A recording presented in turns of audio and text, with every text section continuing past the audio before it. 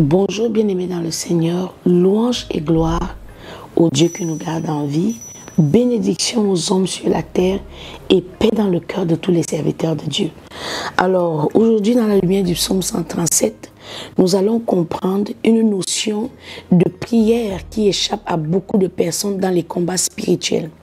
Bien-aimés, le combat spirituel n'est pas un autre combat que la victoire sur le péché dans la vie de celui qui craint Dieu. Le combat spirituel, c'est de détruire le carburant qui nourrit l'autel de l'iniquité dans la vie des hommes. Or, le droit légal de Satan de moissonner dans une vie, c'est le péché. Je veux que tu comprennes que quand tu engages une prière, il y a une manière d'amener Dieu à s'approprier tes combats.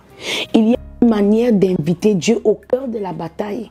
Et ici, dans le positionnement du psaume 137, la prière n'est plus juste une lecture ou une conversation, mais c'est une invitation à ce que Dieu exerce son jugement juste contre tes ennemis, contre les ennemis de Dieu, afin qu'il tire vengeance contre les ennemis de son peuple. Je veux que tu comprennes que lorsque tu es devenu un temple de l'Éternel, tes ennemis sont les ennemis de Dieu.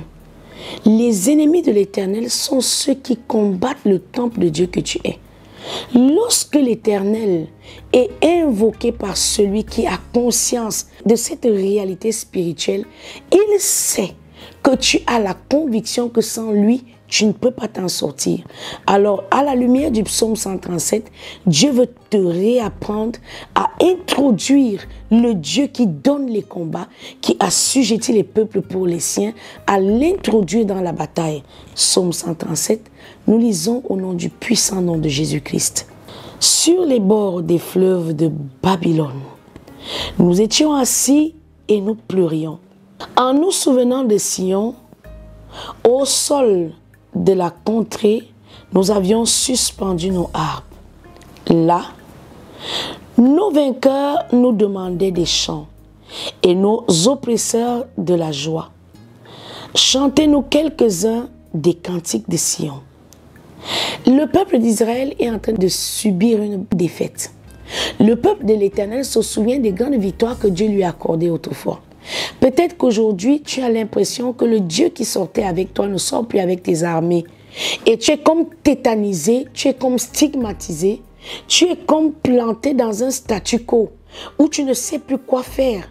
Peut-être que je prie mal et c'est pourquoi Dieu n'intervient pas. Peut-être que je ne suis pas assez juste. Et non, le problème est souvent comment est-ce que tu invoques Dieu dans la bataille. Nous poursuivons notre lecture. Comment chanterions-nous les cantiques de l'Éternel sur une terre étrangère?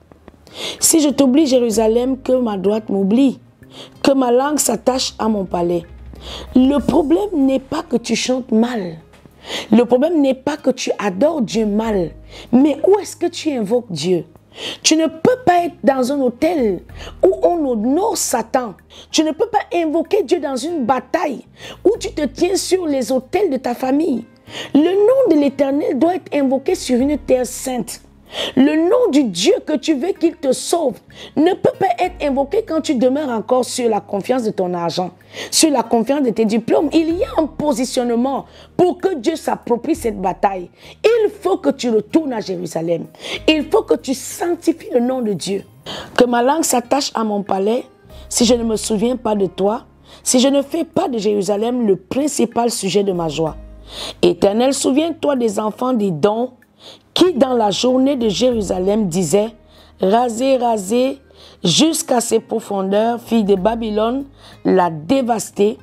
Heureux qui te rend l'appareil, le mal que tu nous as fait. Heureux qui saisit tes enfants et les écrase sur le roc. » Mais quel est ce roc? C'est Jésus, le rocher de notre salut. Alors le roc sur lequel les enfants de tes oppresseurs seront écrasés, tu dois comprendre que le positionnement de l'intervention de Dieu dépend de ce que tu sanctifies le nom de l'Éternel, que tu le mettes à part de ta propre force, que tu le mettes à part de ton raisonnement, de ta logique des choses. Sache que Dieu règne en Sion, là où Jacob est renouvelé en Israël et c'est à la montagne que Israël retourne en possession de son héritage.